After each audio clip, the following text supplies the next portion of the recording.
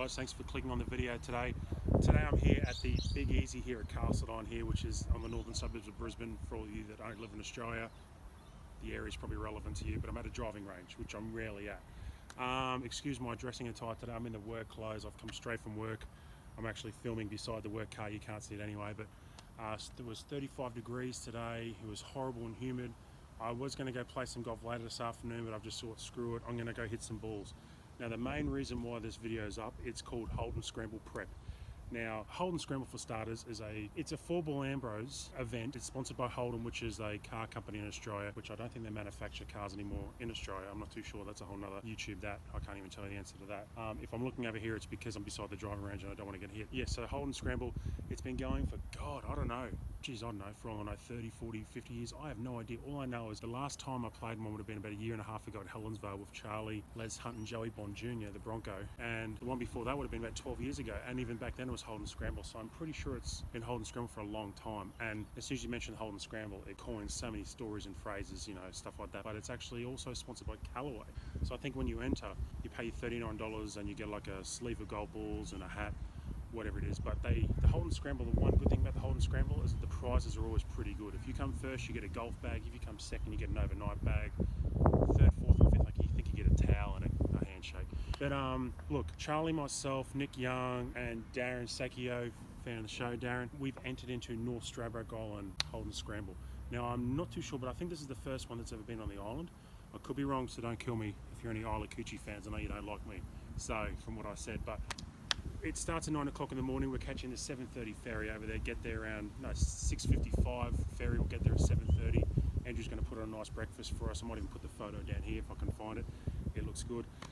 Going to kind of make a day of it, I suppose, or a morning lunch of it. So we're going to get there early, have a feed, have a few practice swings, play the 18 holes, have lunch afterwards, and hopefully if we win it, we're carrying home 2 golf bags instead of 1. But how the Holden Scramble works, I'll give you a quick rough rundown. It's a 4-ball Ambrose. You all tee off, then you take the best drive. Whoever's drive you take then sits out, and that goes all the way through to the hole's finished. So if we take my drive, then I sit out. Then if Charlie hits the ball to 2 feet, then he sits out, and the other 3 putt, and basically runs like that. If you win, then you actually get to go play in the state finals or the quarter state finals, and the local pro at that course actually joins you in a 5-man Ambrose, and it's a similar thing like that. Like if you take the pro shot, and he sits out and so on. Now, normal 4-ball Ambrose rules is, you have to have 3 drives for each person, someone like that. I won't bore you with the details, but the main purpose of my video today, the main purpose of my video today was, I have played a bit of golf in the last month, maybe 4 or 5 rounds, but I haven't actually worked on anything. And if something's not working, I've just put the club back in the bag and gone to the 4-iron or vice versa. So today was basically 50 golf balls, and I was just focusing on finding my one shot out of 6 clubs that I can bank on for Saturday. So basically I wanted my driver and my 3-wood, so I discovered my driver's working beautiful for me. And my 5-iron and my 5-3-iron and hybrid, it was my 5-iron that's working well, and my pitching wedge and my lower one. So basically what I've got 3 clubs, and that's not to say I'm not going to use other clubs, but what I've got right now is 3 clubs that I found. Well, I took 5 clubs to work on. This is getting confusing, so stay with me. I took 5 clubs with me to the range that I use the most on the island. Of those 5, I've discovered 3 that are working really well. Now that's not to say this time in a week, I'm telling you right now, it's the worst decision I ever did.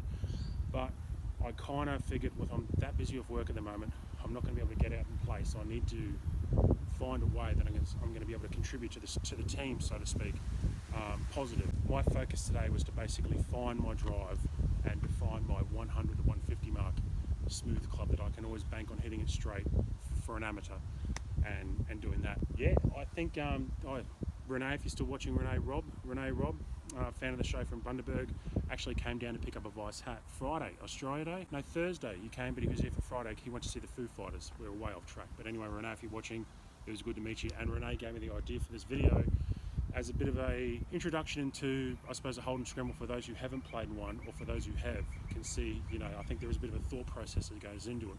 And as much as I think of what goes into it, you can really only play as well as you can play, because there's always that stigma or that rumor of that there's always that one Holden Scramble team that has that unbelievable score.